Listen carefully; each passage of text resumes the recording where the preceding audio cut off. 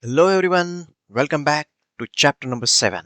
So in this chapter we are going to explore the next compute service in Azure, a serverless compute service called Azure Function. So before we jump in, let's do a quick recap of chapter 6 where we explored Azure App Service. We created a web app, understood the difference between Azure App Service and the App Service plan, and we saw what happens behind the scenes when we hear the terms Azure App. So now it's time to move on to Azure Functions.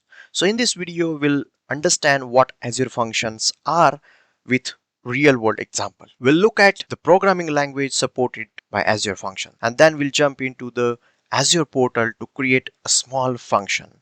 And finally, we'll integrate that function into a React app and see the response displayed on the UI. So sit back, relax, and let's dive into the chapter number 7, that is Azure Function. So let's get started. So now let's understand what Azure Function is. So Azure Function is a serverless compute service offered by Azure that let you to run small piece of code called functions in response to the events or triggers without the need to provision or manage any server infrastructure. Whenever a trigger occurs like an HTTP request, a timer, or a change in the database, Azure will automatically execute the corresponding function your code runs, perform its task, and return the result, all without you worrying about the underlying servers or scalability. So let's understand this with a simple real world scenario. Suppose you want to display a dynamic content like current date, weather information, or fetch user details. So now you don't want to set up and manage an entire backend server just to perform this small task. Instead of, you can simply write a lightweight functions using Azure Functions. It's quick to deploy, auto scale, cost effective. You just call that function when needed and it returns the data with whether that's weather update, user info, or any custom logic. It eliminates the overhead of server maintenance and makes development easier and faster. Azure Function supports multiple popular programming language including JavaScript or Node, Python, Java, PowerShell, and more. So you can write your functions in the language you are most comfortable with. So now let's quickly jump into the Azure portal and create our very first Azure functions. Once created, then we will explore and see it in action. So let's get started. So once you log into your Azure account, you will be navigating to this dashboard or the landing page of Azure portal. So now let's quickly go and create our function app. So let's click on the function app and you will be navigating to this function app creation page, and if you want to find any other services you can do the global search. So I have already covered how to do the global search and everything in my previous chapter, so if you have not checked yet, so I recommend you to please go through the previous chapter and check it out.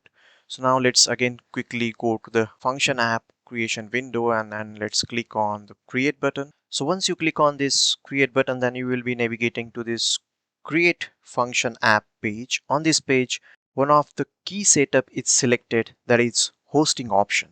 So the hosting option is determine how your function app will be hosted and built. So on the screen you will see several hosting options are available, that is flex consumption, functions premium, app service, and container app environment. Since we are doing this for a demo purpose and we are on pay as you go subscription, we will select the consumption plan. It is the most cost effective option for testing and low traffic scenarios, as you only pay when your function is triggered.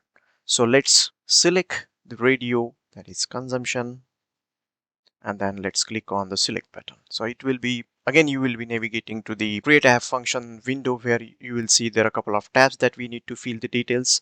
So now as you can see, to create any service in Azure portal, the subscription and the resource group is mandatory. So my subscription is auto populated, so I'm using this pay as you go subscription and then resource group. So currently I have not created any resource group, so now let's click on the create new and then give the name. So I'll give the DA demo RG and then let's click on OK. The resource group is created. Now let's give the function name. So we'll give the name that is Azure Function demo. And once the validation is done, then it will be the green tick is appeared on the right corner of this input. Then let's scroll down a bit. Then the operating system that we'll use this as Windows. Then the runtime stack, we'll use this as a node.js, and the version is 20 version latest. And then select the region. So I'll mostly use that is in central India near by me, but in your case you can change the regions. And then let's click on review plus create. So in that we don't need to fill all the details, though we are doing this for the demo purpose, so we'll mostly keep the default setting as is.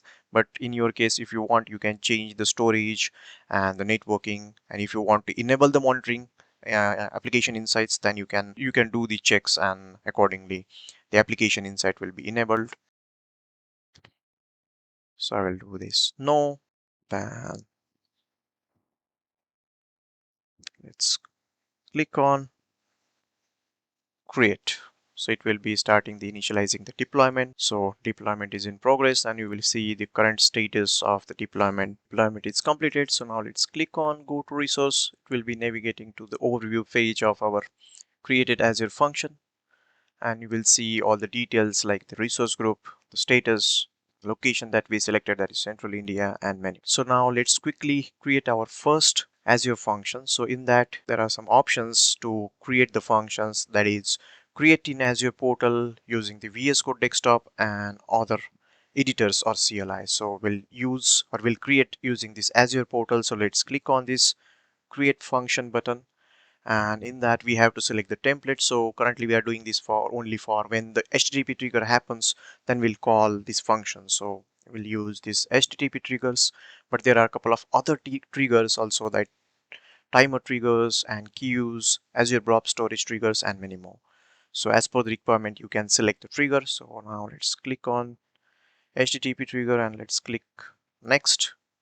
So here we have to enter the name. So I'll use say hello trigger, and then authorization type. So we'll not add any admin or any restrictions right now.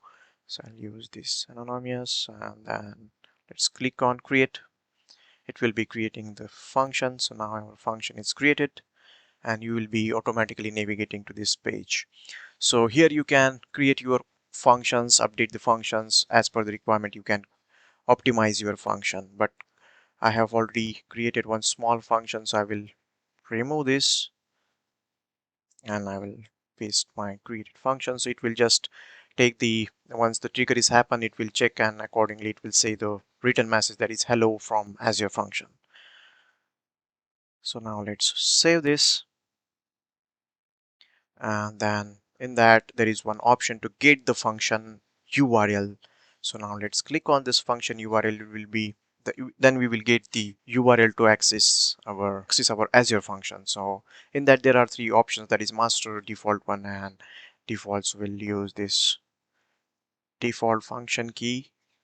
And now I have created one small React app, so let's quickly go to that app and just update.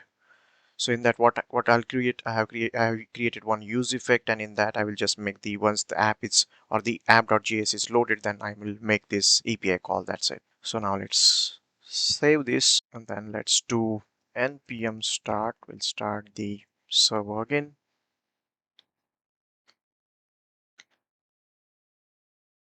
Let's do the inspect, and let's go to the network, reload the app one more time, and we got the error. So I think this is because of the cause error. So now again go back to the Azure portal. Let's close this one, go to our Azure functions, and here you can search API, and in that API just add the cause settings. So here we are making from this HTTP. So let's do this one, and then let's save the cause settings. Once that is done, then again go back. So then again go back to React app and just reload this. Now the API call is going, our function trigger happens, and you will get the response that is hello from Azure Function is printed on the UI, and you will see the network. What happens? We make the call. Let's expand this, those, and the response that we get like this. Hello from the Azure Function. So that's all about the Azure Function.